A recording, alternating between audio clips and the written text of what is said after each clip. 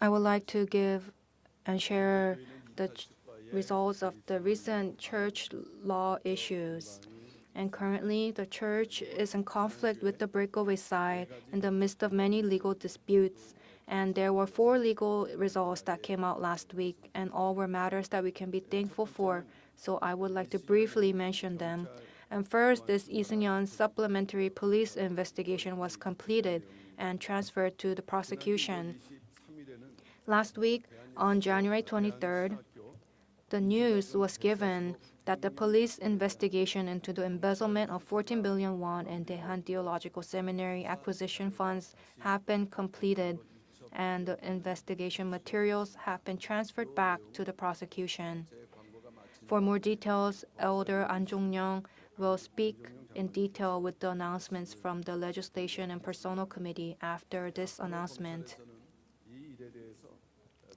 Now, the prosecution will decide whether to indict him with imprisonment or without imprisonment. So please pray for a strict result. And once the decision is made to indict and indictment materials are obtained, we will, as a church, inform the saints once again accurately. And second, the results of the Regional Labor Office Committee on the dismissal of pastors and evangelists.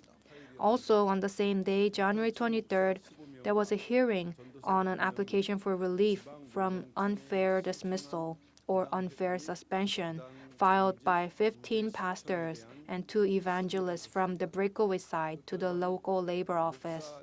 As a result, the relief applications of 15 pastors were rejected, and the relief applications for 2 evangelists were approved. The church did not directly dismiss them, even though they committed numerous illegal acts. The Seoul South Presbytery's decision on dismissal on September 10, 2023 was received from the session and processed as is, and the local labor office made a ruling in recognition of the Presbytery's decision. Since the decision respects the church law, I do not think that the results will change much, even if they appeal again. And based on these results, after we have received them, we have notified 4 pastors, 1 evangelist, and 1 elder to take their personal belongings from the church, which are still here from the breakaway side, and we will do the same for the remaining people. The request for relief from the 2 evangelists was acknowledged as is, and it is believed that the background to this judgment was the social atmosphere in which evangelists are recognized as laborers according to social norms. Although their application for relief was approved, it will not be easy to return to work as an evangelist because there are many other illegal matters that we will take a look at. Third is the indirect coercive injunction, which was made invalid. As I mentioned on Wednesday, last year, 727 people from the breakaway side applied for a temporary injunction to allow them to enter church, and the court upheld it. However, they did not stop there and applied for an indirect compulsory injunction to receive compulsory performance money, which was dismissed at the time, and it seems that they have applied for it again. And recently, we have found out that this indirect compulsory injunction that was filed was invalidated.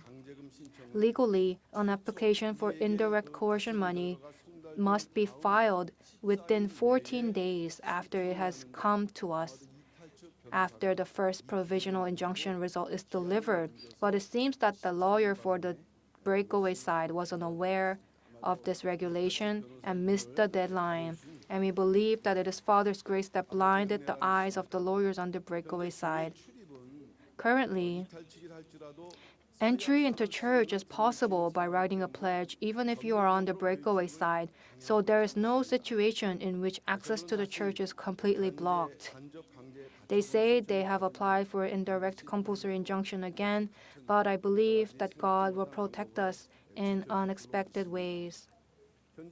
Currently, church members are also filling out a pledge to enter the church. So we ask that everyone fill this out. Based on the list of 2022 congregational vote petitions which have been submitted to the court by the breakaway side last year, 100 these people are not the part that are on the congregational vote, and there are people that they have also added from the breakaway side. And out of these 2022 people, 133 people have withdrawn. And out of this number, 97 of them have written a pledge. And although the number is not large, I expect that if Lee Seung-hyun's indictment is revealed and the embezzlement is confirmed to be true, many believers who have been deluded will convert and write the pledge. So please encourage your family members and those around you when the results come out to write the pledge when the indictment results are announced in the future.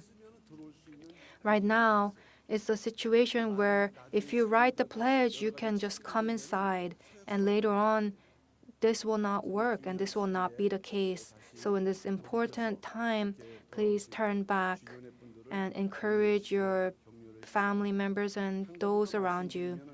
And one more thing is regarding Kim Mi-ja, who was in the headquarters. And I will just read this. We would like to inform the saints that on January 26th, the Seoul Southern District Court issued a decision on the attachment of claims against Kim Mi-ja.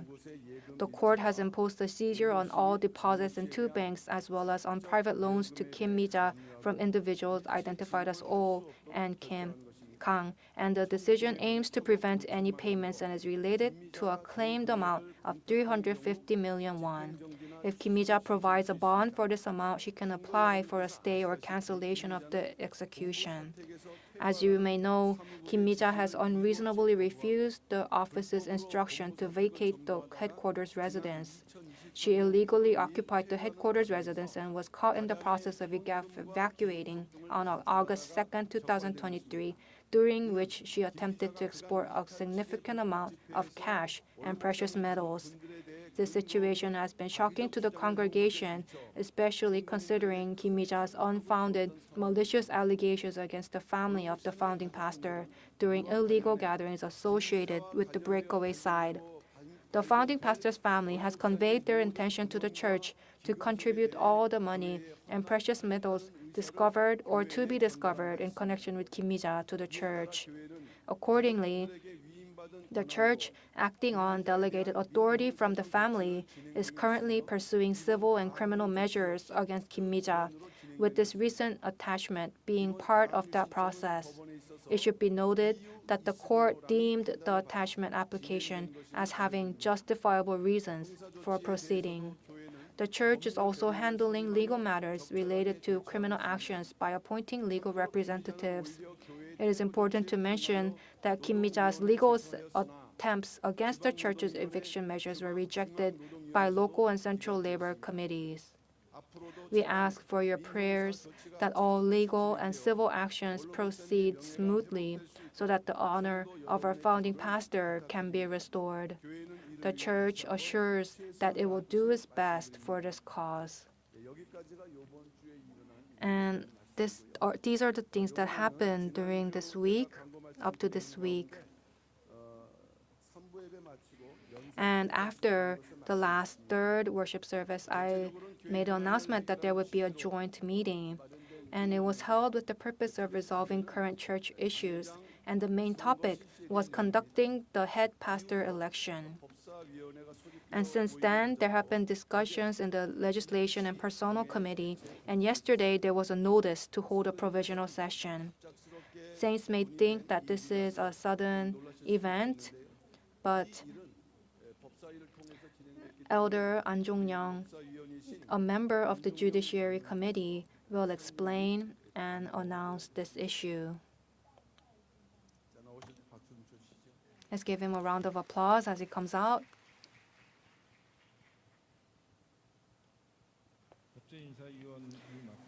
I am Elder An Jong-young, serving as a member of the Legislation and Personnel Committee. I would like to report to the congregation the results of the Legislative and Personnel Committee meeting held yesterday regarding the resumption of the head pastor election process. Currently, 평강제일 Church is engaged in a warlike battle with the former senior pastor Lee Seung-yeon's embezzlement of public funds from the church and a large domestic law firm hired to cover it up. In addition, the breakaway side is pressing indiscriminate charges and accusations against the saints and young adults and threatening the very existence of the church itself.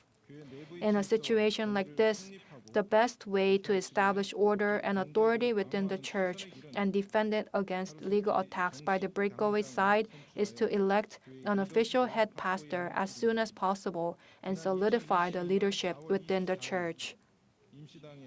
At the provisional session held on April 24, 2022, Kim Kyum-son's proposal to hold the provisional session for the election of the next head pastor until the results of the police investigation of the public fund embezzlement case by Lee Seung-yeon is completed and resumed afterwards, and the decision of the interim chairman An Hyun-tae has put a stop to the election process of the next head pastor for nearly 2 years. Lee Seung-yeon is under investigation on charges of embezzlement of 14 billion won in church funds from around March 2022 to the present. And on September 22, 2023, the Guru Police Station forwarded the case to the prosecution with the recommendation for indictment on charges of embezzlement of approximately 6.9 billion won. And on January 24, 2024, the additional supplementary investigation was completed, and the police investigation was concluded by transferring the case to the prosecution. Upon hearing this news, the president of the elders group, as well as the members of the session, about 80 members, which is over 1/3 of the members, requested that there be a provisional session to elect the next head pastor after third worship service, February 4th, Lord's Day, 2024, which is next week, in order to restore the authority and order of the church as soon as possible and to enable the church to be fully devoted to the movement of redemptive history. The Legislative Personnel Committee, which received the petition to convene a provisional session for more than 1/3 of the members, has decided to proceed with the resumption procedure for electing the next head pastor for the following reasons. First, the rules of a session meeting stipulate the principle of non-continuation of the session, and therefore, any agenda that has not been processed from the time of the session opens to the close is proposed and resolved at a new session. Second, when the results of the investigation into Lee Seung-yeon's embezzlement of church funds are reported in the church community and domestic media and becomes a social issue, the church needs to prepare. Third, since Lee Seung-yeon does not have the right to be elected as the next pastor according to Article 10, Paragraph 2 of the Church Management Regulations, due to the rejection of the reappointment of the pastor on October 7, 2021, there is no reason to withhold the election of the next head pastor until the final investigation is completed. Fourth, it is necessary to quickly end the church's long-term dispute and legal battle surrounding the election of the next head pastor and to resume the process of selecting the next head pastor as soon as possible in order to normalize church operations for the future. Fifth, there is a need to rekindle the redemptive history movement of Pyungkang Church, which may seem to have been temporarily halted due to one person's illegal actions, and to fully devote to resume the movement of world missions. And with such reasons, it was unanimously resolved to hold a provisional session to elect the next head pastor on February 4th. It is expected that the breakaway side will interfere in order to try and stop this with applications for temporary injunctions, but there is only progress and advancement in the movement of our Lord's redemptive history.